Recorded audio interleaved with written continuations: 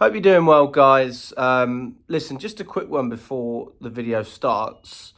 There's a new app called Omly that's out. It's free, totally free. You don't have to pay for it.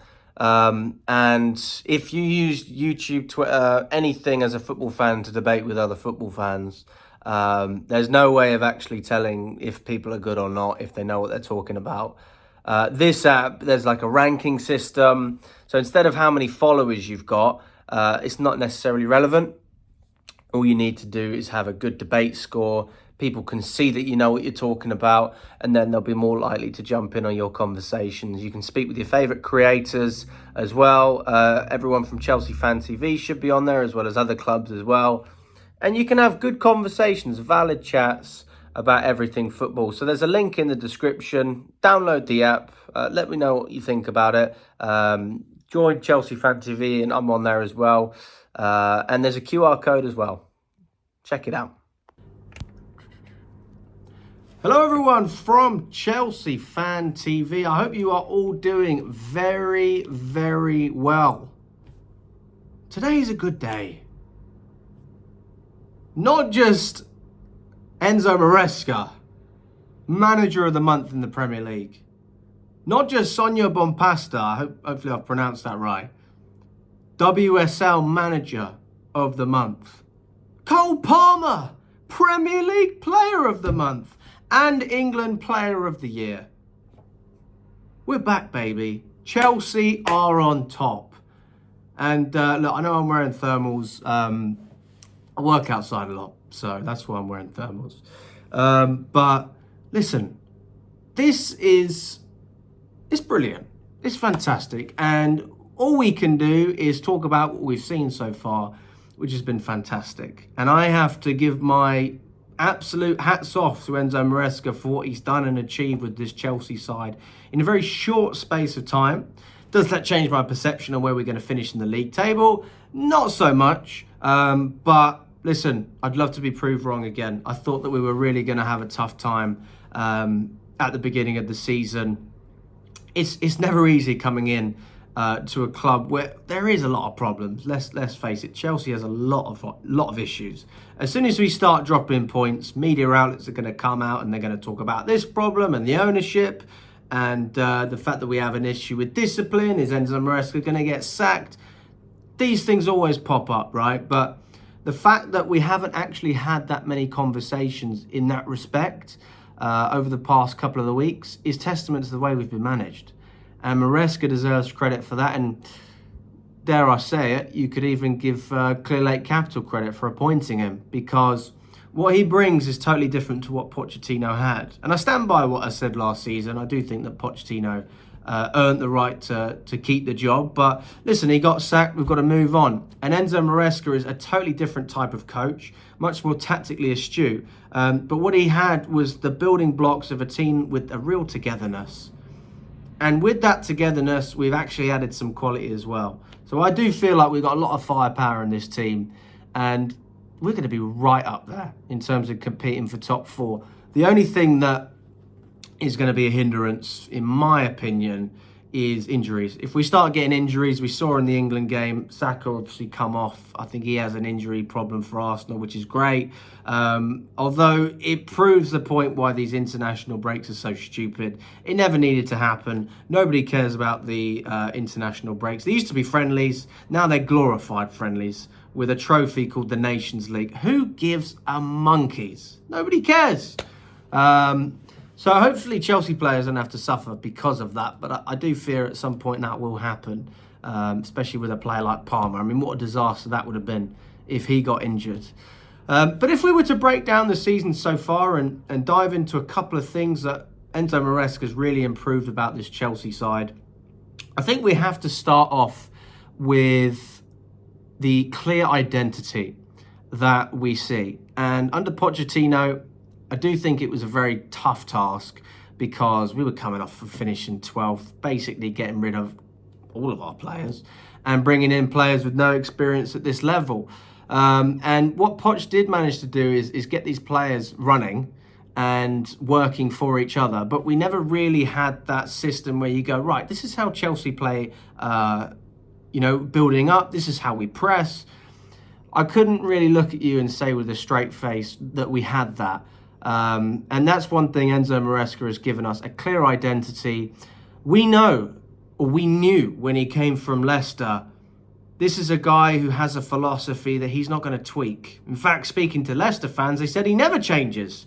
And I was actually fearful of that because I thought maybe we're going to have Maurizio Sarri 2.0 and have a manager who never adapts for anything. And we've seen, if you're a Tottenham fan, you've got Postecoglou. It's not a very nice thing, is it, when you're 2-0 up and your manager doesn't adapt? But actually, what I think we've seen is a manager who, in games, has absolutely adapted to the different types of opponent he's had to play against and the squad that he's had. If you don't play with Cucurella, for example, you can invert Gusto. There's games where he changes it up. In the opening game against Man City, we never inverted any of our fullbacks. And a lot of tweaking around in pre-season as well. But even considering the poor start we had in pre-season, that's why they call it that, isn't it? Because we came into the big games and we've finally solidified ourselves as not contenders for a title, because I don't think we'll be challenging for the Premier League. That's just hype from the media. But we are a serious team again. And teams that play against Chelsea take us seriously, as they should. We've got 3 players so far that have scored hat-tricks. Madueke, Palmer and Nkunku. We have arguably one of the best, if not the best, front line in the league. And that's not an understatement. I think Nkunku, Palmer, they get into Man City's starting 11. They get into Arsenal's starting 11. There's a huge argument to be made about Jadon Sancho and his form as well. So, we've got serious quality up front. And Maresca's system exploits that. And when we signed Jadon Sancho for 25 million, people are going, well, why are we signing this guy? Our squad's bloated. A bit like when we signed João Felix as well. But ultimately, it's a totally different scenario to last season. You need depth. And it goes back to injuries. If one player gets injured, you need another player to cover that. Imagine if we didn't have Malo Gusto and Reece James was injured last season. We'd be dead. We'd be finished on that right-hand side. And if Malo Gusto got injured right now, we need even more depth on that right-hand side, which kind of proves the point that even if you're signing a lot of players, if you're winning matches and going through the cup competitions to the finals and semi-finals, you need all the players you can get. And even your players who aren't necessarily starters, like Mudryk, for example, Jorgensen's a cup goalkeeper, the list goes on, they're actually going to get a considerable amount of game time because of that. So if we end up winning the Conference League, I think you're going to see Jorgensen playing the majority of those games, if not all of them. And it will be the same in the FA Cup and the Carabao Cup. I haven't even got started on the Club World Cup. So yeah, in terms of depth, I think that was a smart decision in terms of recruitment. Always better to have, a little bit of extra cover. Don't go for 35 players in your squad like what we've had in the past, but I'd rather have one more than one less, as far as I'm concerned. As long as the quality is there, which I think it is, there can't be any complaints. I also want to touch on Cole Palmer, who again was fantastic last season under Poch, but he was played out of position. He was played as a winger, he was played on the right side, and we managed to get the best out of him in that position because Gallagher played in the middle of the park. But Enzo Maresca, obviously, with no Gallagher, he's put Cole Palmer in the 10. It's freeing up a space for Madueke and Neto to compete, and then you've obviously got Sancho and Mudryk on the other side. Palmer is never, ever going to change positions from now on. I don't think any coach in world football looks at Palmer and goes, he is better suited on the right wing. You've got to play players in their best position. And Cole Palmer's a 10. He can create, he can score, he can dribble, he can do everything. The guy's world class.